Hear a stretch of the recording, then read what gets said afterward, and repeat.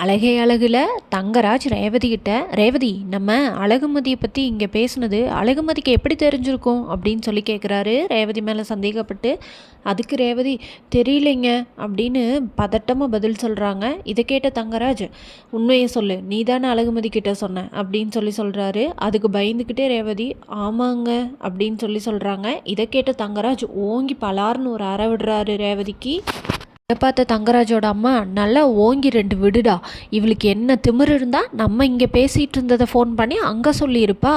என்ன ரேவதி, உன்னால் இங்கே ஒழுக்கமாக இருக்க முடியலையா? இங்கே இருக்கிறதெல்லாம் அங்கே ஃபோன் பண்ணி சொல்லிகிட்டு இருக்க, உனக்கு உன் புருஷனை விட அவள் தான் ரொம்ப முக்கியமாடி அப்படின்னு சொல்லி கேட்குறாங்க ரேவதியோட மாமியார்.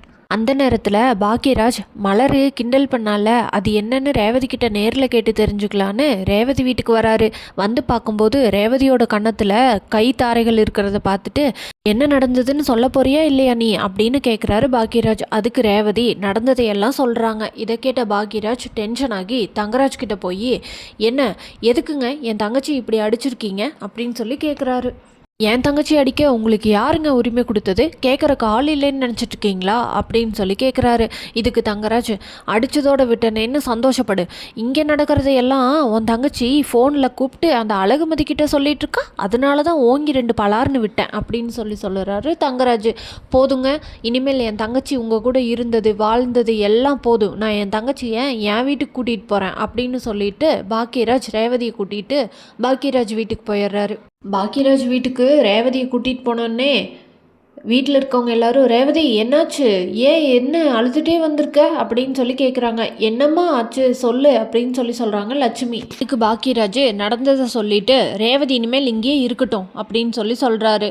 சரி மாப்பிள்ளை வரட்டும் அப்புறம் பேசிக்கலாம் அப்படின்னு ராகவன் சொல்லிடுறாரு. இதை கேட்டு வீட்டில் இருக்கவங்க எல்லாரும் அமைதியாக இருக்கிறாங்க. அழகுமதியும் அழகு மலரும், ஏன் ரேவதி இப்படி பண்ண, நான் சொல்லலைன்னு நீ சொல்லியிருக்க வேண்டியதானே அப்படின்னு சொல்லிட்டு இருக்காங்க. இல்லை அண்ணி, அவர் எப்படியோ கண்டுபிடிச்சிட்டாரு, சரி விடு பார்த்துக்கலாம் அப்படின்னு சொல்கிறாங்க ரேவதி. தங்கராஜ் பாக்கியராஜ் வீட்டுக்கு வந்து ரேவதியை கூட்டிகிட்டு போகிறக்காக வராரு. அந்த நேரத்தில் வீட்டில் இருக்க எல்லாரும் தங்கராஜை சரமாரியாக கேள்வி எழுப்புறாங்க. அப்போது பாக்கியராஜோட அம்மா மட்டும், இருந்தாலும் நீங்கள் கை நீட்டினது தப்புங்க மாப்பிள்ள அப்படின்னு சொல்கிறாங்க. இதை கேட்ட தங்கராஜ், அத்தை நான் கை நீட்டுவேனா, நீங்களே சொல்லுங்கள், நானும் எவ்வளவோ பொறுமையாக இருந்தேங்க அத்தை, இவ அங்கே நடந்த விஷயத்த இங்கே ஃபோன் பண்ணி சொல்லி பெரிய கலகத்தை உண்டு பண்ணிட்டா அப்படின்னு சொல்கிறாரு.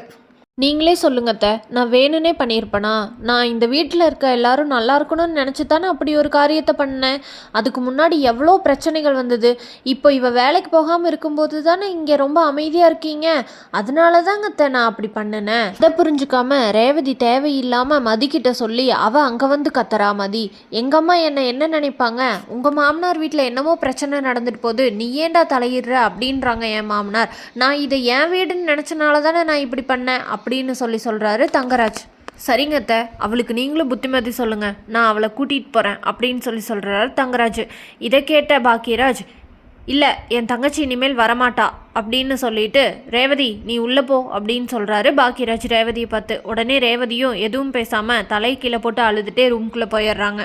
கேட்ட லட்சுமி, மாப்பிள்ளை இருந்தாலும் நீங்கள் கை நீட்டினது தப்பு தான் மாப்பிள்ளை அப்படின்னு சொல்கிறாங்க. அதுக்கு தங்கராஜ் அவங்க அம்மா அப்பா எல்லாத்துக்கிட்டேயும் கையெழுத்து கும்பிட்டு மன்னிப்பு கேட்குறாரு. என்ன இருந்தாலும் இது ஏன் மாமா ஏன் அத்தை, நான் உங்கள்கிட்ட மன்னிப்பு கேட்குறதுல எனக்கு எந்த தயக்கமும் இல்லை அப்படின்னு சொல்கிறாரு தங்கராஜ் மன்னிப்பு கேட்குற மாதிரி கேட்டுட்டு ரேவதியை கூட்டிகிட்டு போய் இன்னும் என்னென்ன கொடுமையெல்லாம் பண்ண போகிறாரோ. அதுவும் தங்கராஜ் மன்னிப்பு கேட்டது தங்கராஜோட அம்மாவுக்கு தெரிஞ்சா அவ்வளவுதான். என்ன நடக்குதுன்னு தெரிஞ்சுக்க நம்ம சேனலை மறக்காமல் லைக், ஷேர் அண்ட் சப்ஸ்கிரைப் பண்ணிக்கோங்க.